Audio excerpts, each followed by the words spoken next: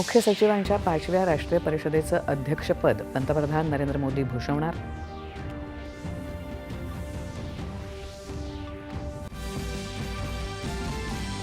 राष्ट्रपती द्रौपदी मुर्मू आजपासून गोवा, कर्नाटक आणि झारखंड या राज्यांच्या 4 दिवसांच्या दौऱ्यावर.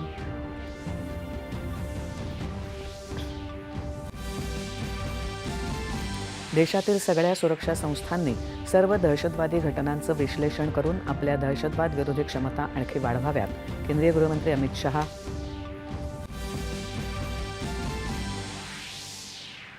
2027 पर्यंत क्षयरोगमुक्त भारत हे लक्ष्य साध्य करण्यासाठी प्रयत्नांना वेग देण्याचं केंद्रीय आरोग्यमंत्री जे.पी. नड्डा यांचं आवाहन. कोल्हापूर महानगरपालिका निवडणुकीसाठी काँग्रेसची 48 उमेदवारांची पहिली यादी, तर मुंबई महापालिकेसाठी समाजवादी पार्टीची पहिली यादी जाहीर.